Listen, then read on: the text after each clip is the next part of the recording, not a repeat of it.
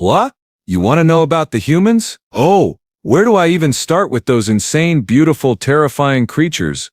My name is Kelvan Thross, and I am what you would call a historical archivist for the Galactic Union. Well, I was. Before everything went sideways. Before Earth decided to wake up and remind us all why silence is sometimes the smartest choice a species can make. Let me set the scene for you because context matters here. 300 years ago, humanity made contact with us, the Galactic Union. We are, or were, the big players in this corner of the universe. 47 species, all working together in relative harmony. Sure, we had our disputes, our little territorial squabbles, but nothing major. We had laws, we had order, we had a system that worked. Then Earth sent out their first faster-than-light probe and everything changed. Karis. I remember reading the reports from that first contact, the excitement, to a new species, fresh perspective, new technologies to trade. The Union Council was practically throwing a party. Oh. We sent our best diplomats, our friendliest faces, our most welcoming representatives. Humans looked at all of it, smiled politely, and said something that still echoes through the halls of Union headquarters to this day. Thanks, but no thanks. Can you believe that? All 47 civilizations, thousands of years of combined knowledge, technology that could extend their lifespan by centuries, medical advances that could cure every disease they had, and humanity just declined. The Union Council was baffled, insulted even. Some of the older species took it personally. The Vornik ambassador, a pompous fellow named Grexus, actually had a minor stroke when humanity formally declined membership. True story. I filed that report myself. But here is where it gets interesting. And I do mean interesting in the way that a supernova is interesting right before it incinerates your home planet. Humanity did not just decline our invitation, they made a counteroffer. They said, and I quote from the official transcript, "We appreciate the offer." Really, we do. But we have seen how large governmental bodies work, and frankly, we would rather chew broken glass than get involved in that mess. However, we would love to trade with individual species on a case-by-case basis. No politics, no bureaucracy. Just good old-fashioned business. Take it or leave it. The audacity, the absolute nerve.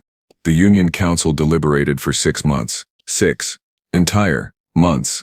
Species that had never agreed on anything suddenly found common ground in their shared outrage at humanity's proposal. How dare these newcomers dictate terms? How dare they reject the greatest alliance in known space? In the end, the council voted, 43-4. Earth would be placed under embargo, no trade, no communication. Complete isolation until they came to their senses and accepted proper membership in the Union. The humans, they shrugged. Actually shrugged. Then they went quiet. I mean, completely, utterly, absolutely silent. No transmissions, no probe launches, no attempts at contact. Nothing. For 300 years, Earth became a black hole of communication. Oh, we could see them. Satellites showed their cities growing, their technology advancing, their population spreading across their solar system. But talk to them? Ask them how they were doing? Negotiate? Silence. Pure, golden, infuriating silence. And let me tell you, that silence drove the Union absolutely mad. See, here is the thing about the Galactic Union that nobody wants to admit out loud. We are bureaucrats. All of us. Every single species in the Alliance got here by being cautious, diplomatic, and above all else, predictable. We follow rules. We file reports. We hold meetings about having meetings. Humanity's silence broke every rule in our psychological playbook. Saula Calder, the twos it says do not just go quiet. They negotiate. They posture. They make demands. They do something. But humans, they just existed, thriving apparently without us. It was insulting. Some species started to wonder if maybe, just maybe, we had made a mistake. The Kelvorian Trade Federation lost 17% of their annual profits because human manufacturing techniques, which they had briefly glimpsed before the embargo, would have revolutionized their industry. The Thrin Medical Collective discovered that humans had been working on something called nanotechnology that made our best surgical methods look like we were operating with sharpened rocks. But the council refused to budge. Pride, you understand. Lego. The belief that eventually, humanity would break, would come crawling back, begging for membership on our terms. 300 years later, they were still waiting. I was assigned to the Earth monitoring station about 70 years ago. Not a punishment, exactly, but definitely not a promotion. The station orbited just outside humanity's solar system, far enough to avoid detection, close enough to keep tabs on their progress. My job was simple: watch Earth, record their advancement, report any attempts at contact. It was, without question, the most boring assignment in the entire Union fleet. Until 6 months ago. That is when Lieutenant Mara Korvax, my second-in-command, burst into my office looking like she had seen a ghost. No, worse than a ghost. She looked like she had seen a ghost, and the ghost had filed paperwork correctly on the first try. "Sir," she gasped. Her breathing rapid, her scales flushed bright orange with stress. "We have a problem." They looked up from my reports, annoyed at the interruption. "Define problem." Birth just launched something. My tentacles twitched. Launched what? Another probe? A satellite? Mark it down and file the report. "No, sir, not a probe." She pulled up a holographic display, her claws trembling slightly as she manipulated the controls. "It is a ship, a big one, and it is headed directly toward Union space." That got my attention. I stood up so fast my chair crashed backward into the wall. "Show me." The hologram expanded, filling my office with a three-dimensional representation of human space. Sure enough, there it was, a massive vessel, easily twice the size of our largest dreadnoughts, accelerating at speeds that made our fastest ships look like they were standing still. "How long until it reaches Union territory?" I asked, my mind racing through protocols I had not needed in decades. "At current velocity? 4 days. 4 days. I had 4 days to report this to command. 4 days for them to decide how to respond. 4 days before humanity's 300-year silence finally ended. Send an encrypted burst transmission to Union Command. Priority Alpha. Tell them the humans are coming." Mara nodded and hurried out, leaving me alone with the hologram. I stared at that ship, watching it cut through space with a purpose that made my skin crawl. This was not a greeting party. This was not a friendly visit. This was a statement. The next 4 days were absolute chaos. Union Command panicked. Actually panicked. Ships were repositioned. Defense grids were activated. Emergency council sessions were held every 6 hours. Everyone had an opinion. Everyone had a theory. Were the humans attacking? Were they finally accepting membership? Were they coming to negotiate? Nobody knew, because the ship maintained complete radio silence, just like humanity had for 3 centuries. Poetic, really. I received orders to remain at my station and continue monitoring. Not the most exciting task, but someone had to do it. Mara and I watched as that human ship approached the border of Union space, our sensors tracking every minute detail we could gather. Lattes. The ship itself was magnificent. Sleek, angular, covered in what appeared to be some kind of adaptive armor that shifted and changed as it moved. No visible weapons, but that meant nothing. Humans had always been creative when it came to violence. My research files were full of their historical conflicts, and let me tell you, these creatures knew how to kill each other in the most inventive ways imaginable. Day 4 arrived. The human ship reached the border. And stopped. Just stopped. Right at the edge of Union territory, hovering there like it had all the time in the world. The entire Union fleet, 300 warships strong, waited on the other side.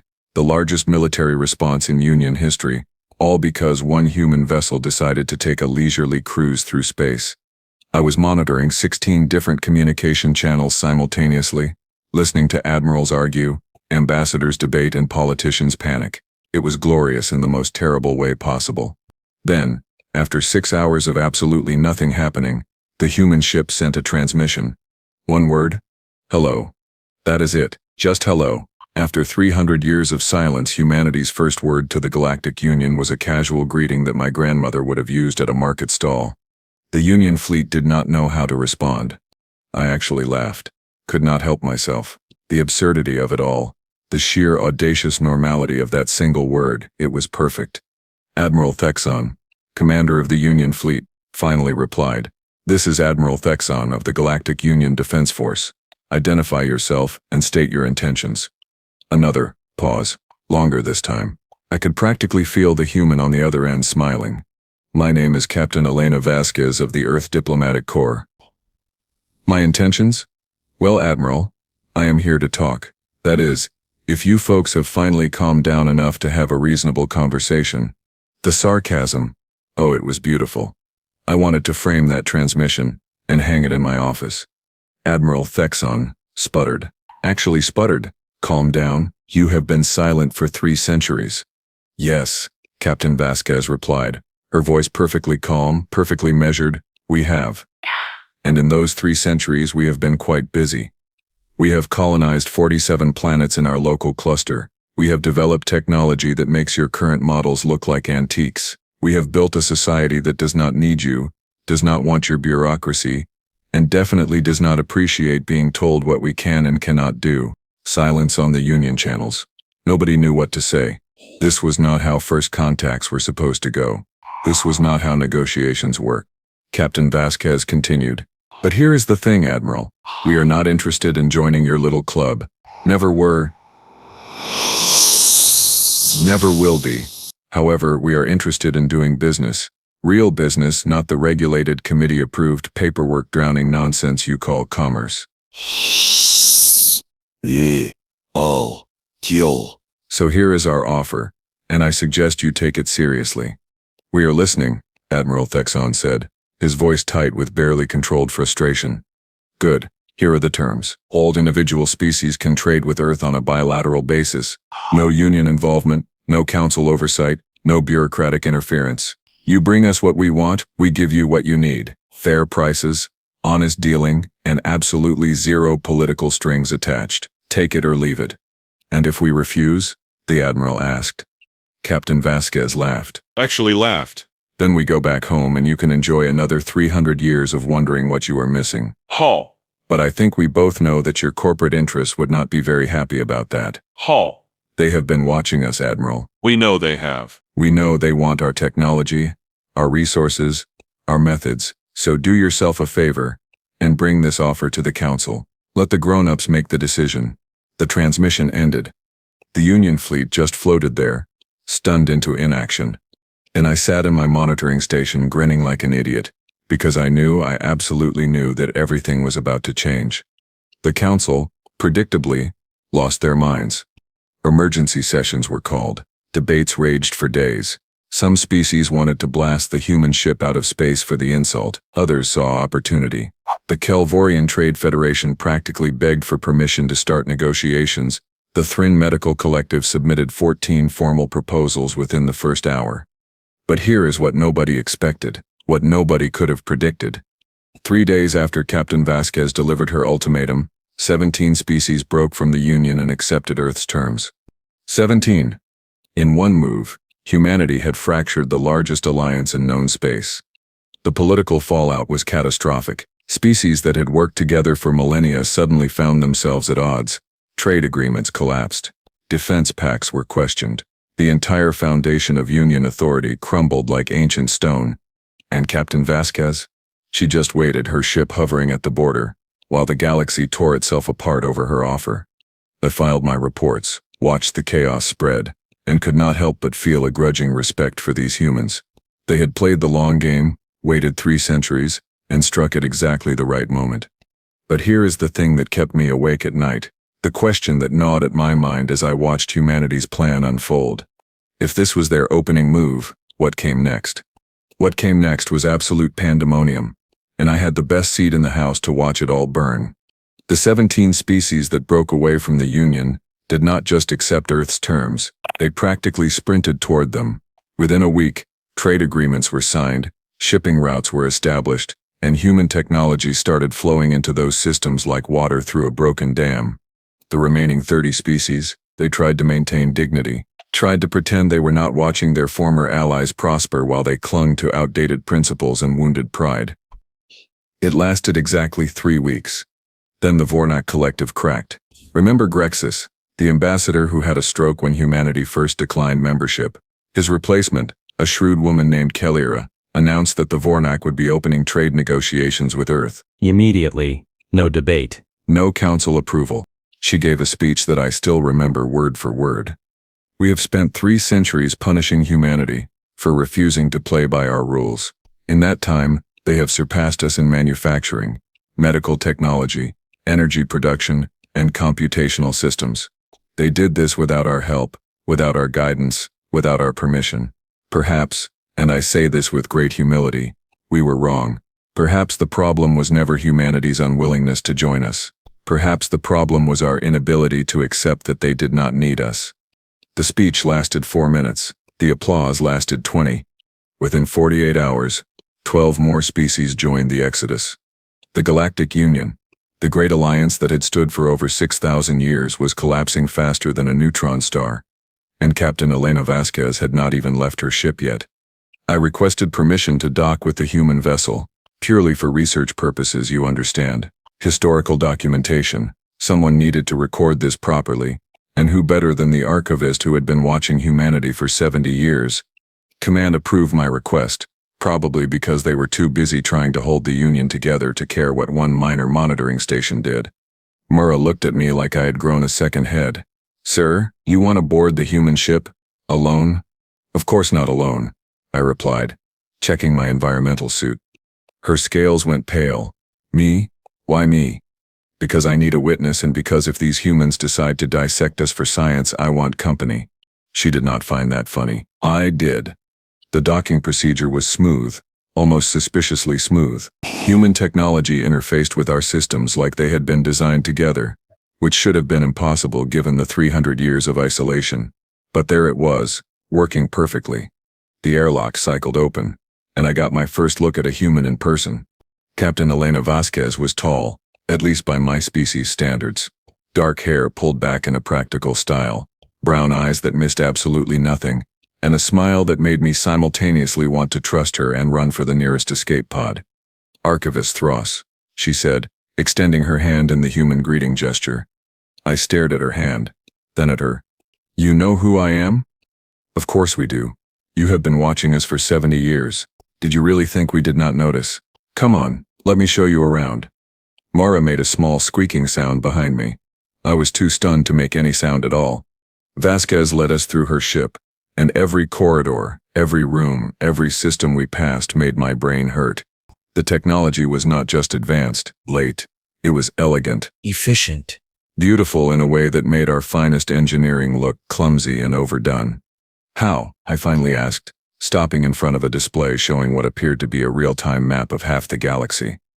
"How did you advance so far in such a short time?" Vasquez turned to look at me, that smile still in place. "You really want to know?" Desperately.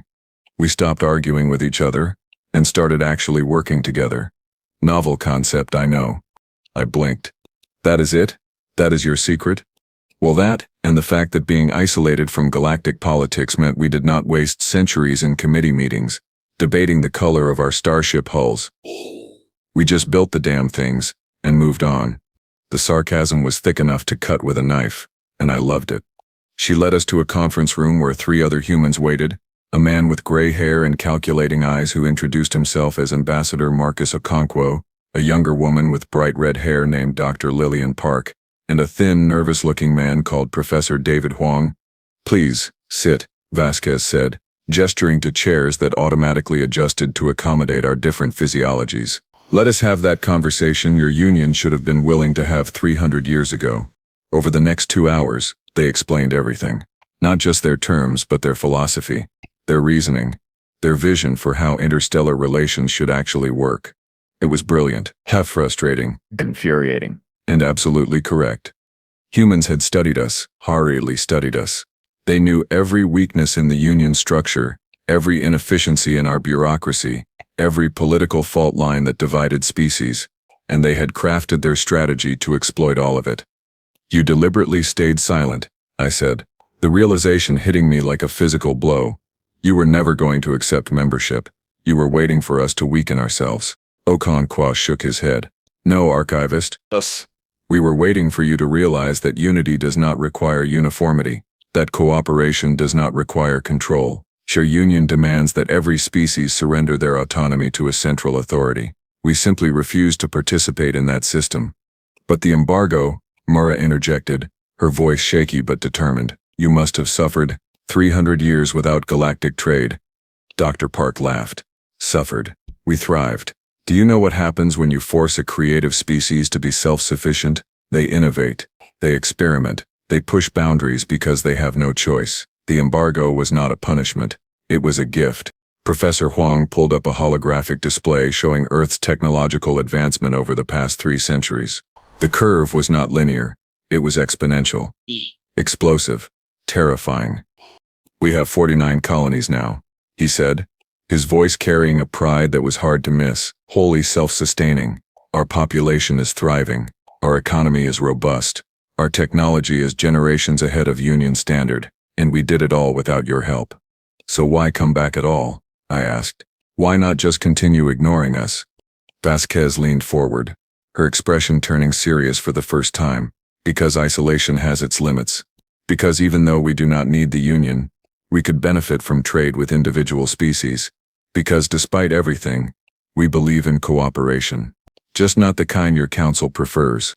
And because, Ho Kong added, his voice dropping slightly, there are threats out there that even we cannot handle alone. The room went cold. Mary and I exchanged glances. What threats? I asked. The 4 humans looked at each other.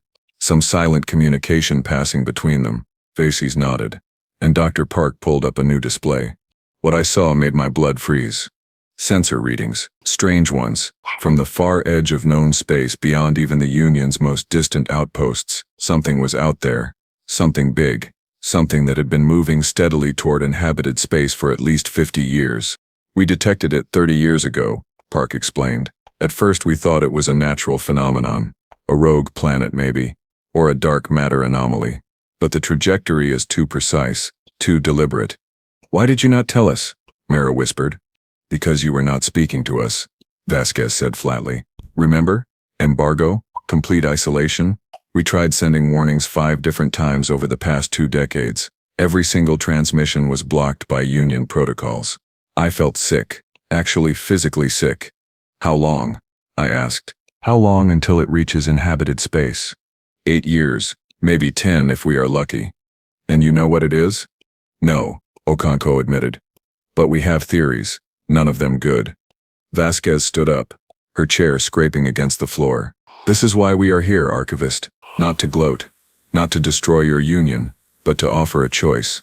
Continue your bureaucratic infighting while a potential extinction-level threat approaches, or accept that maybe, just maybe, humanity's way of doing things has merit. You want us to abandon the Union structure? I said slowly.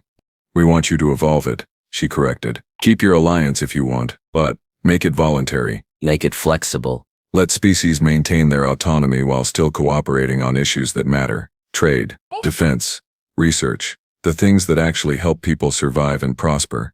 Professor Huang pulled up another display, this one showing a proposed new framework. A voluntary coalition rather than a mandatory union. Bilateral agreements instead of centralized control. Shared defense without surrendered sovereignty. It was revolutionary, dangerous, and possibly the only thing that could save us. You have 8 years to prepare, Vasquez said. 8 years to decide if you want to face this threat as a fragmented collection of bickering politicians, or as a true alliance of free species. We will help either way, but we will not sacrifice our independence to do it. Mara spoke up, her voice stronger now. What if the Council refuses? What if they demand humanity join the Union as a condition of cooperation? Okonkwo smiled, but there was no warmth in it. Then they can face this threat alone. We will protect our colonies, our allies, and anyone else smart enough to accept our help. The rest? Well, the universe has a way of teaching hard lessons to those who refuse to learn. I sat back in my chair, my mind racing. 300 years ago, the Union had rejected humanity because they would not conform, would not submit, would not play by established rules. And in doing so, we had created exactly the kind of independent, powerful, innovative species that we now desperately needed. The irony was not lost on me. What do you need from me? I asked finally. Vasquez raised an eyebrow. You are willing to help? I am an archivist. I record history, and I would very much like there to be a future worth recording. I paused. Also, I have spent 70 years watching your species from afar. I know more about human capabilities than anyone else in the Union. If you are going to convince the Council, you will need someone who can vouch for you, someone they trust. And they trust you? Park asked. They find me boring and predictable, which in Union terms is the same thing. Vasquez laughed. A genuine warm sound that filled the room. All right, archivist Thross. You want to make history? Let us go shake the foundations of galactic civilization. The next 6 months were, without exaggeration, the most intense period of my entire life. Vasquez and her team did not just present their case to the Union Council, they dismantled every argument, every objection, every prideful excuse with surgical precision. They showed economic projections, military simulations, technological demonstrations. They made it abundantly clear that humanity was not asking for permission. Take it or get left behind. The council fought back. Of course they did. Centuries of tradition do not die quietly. But one by one, species began to shift. The evidence was too strong. The threat too real. The benefits too obvious. Testified 12 times, gave 47 presentations, answered thousands of questions, and slowly, painfully, the Union began to change. It was not easy. 3 species left entirely, refusing to accept any modification to the traditional structure. They isolated themselves, built up their defenses, and prepared to face whatever came alone. I felt bad for them, but not bad enough to join their stubbornness. The rest? They adapted. The Galactic Union became the Galactic Coalition. Membership became voluntary. Species maintained sovereignty. Cooperation became a choice, not a requirement. And Earth, finally formally joined. Not as subordinates, not as junior partners, but as equals, with all the rights and responsibilities that entailed. Captain Vasquez attended the signing ceremony. So did I. We stood in the Great Hall where, 300 years earlier, humanity had been rejected for refusing to conform. How does it feel? I asked her quietly. Getting what you wanted? She looked around at the assembled delegates, at the species that had once shunned Earth now eagerly signing partnership agreements. We did not want this, archivist.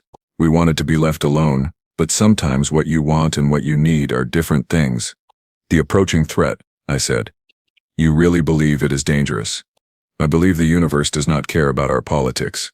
I believe that survival requires cooperation, and I believe that humanity learned a long time ago that standing together is better than falling apart. She turned to look at me directly. Even if it took you 300 years to learn the same lesson. I could not argue with that. 6 years have passed since that day. The approaching anomaly is now confirmed as artificial. A fleet of some kind, though from what civilization we still do not know. It will reach coalition space in 2 years. But now, instead of 47 divided species, we have 73 unified ones. Human technology has been shared freely. Defense grids have been upgraded. Joint military exercises have been conducted. Research teams from a dozen different species work side by side on Earth, on Kelvor, on Thrinos, on worlds across the coalition. We are ready. Maybe not perfectly, maybe not completely, but ready enough. And it all started because one species had the audacity to say no, to stay silent, to wait. Humanity taught the galaxy an important lesson. Sometimes the strongest response is no response at all. Damn. Sometimes the best way to win is to simply refuse to play a rigged game. And sometimes the species you underestimate is exactly the one you need. I am still an archivist, still recording history, but now I am recording something unprecedented. The story of how humanity's 300-year silence spoke louder than any words could have. How their refusal to join forced us to rebuild into something better. How their patience outlasted our pride. Captain Vasquez retired last year. They gave her a medal, a fancy title, and a comfortable position in the diplomatic corps. She declined the position and moved to a colony world to teach history. I visited her once, asked her what she told her students about the Union embargo. She smiled, that same knowing smile I remembered from our first meeting. I tell them the truth. That sometimes the best way to change a system is to simply opt out of it. That autonomy matters more than approval, and that silence, when used correctly, can be the loudest statement you ever make. Then she paused, her expression turning more serious. But I also tell them that isolation has its limits, that eventually you have to engage with the universe, even when it is messy and complicated and frustrating, because the alternative is extinction. She is right, of course. She usually is. The galaxy is changing. The coalition is stronger than the Union ever was. Species are prospering. Technology is advancing. And when that unknown fleet arrives in 2 years, we will face it together. All because Earth stayed silent for 300 years, then spoke and everything changed. I am Kelvan Thross, historical archivist for the Galactic Coalition, and this is the story I will tell future generations. The story of how humanity saved us by refusing to save us, how they forced us to save ourselves.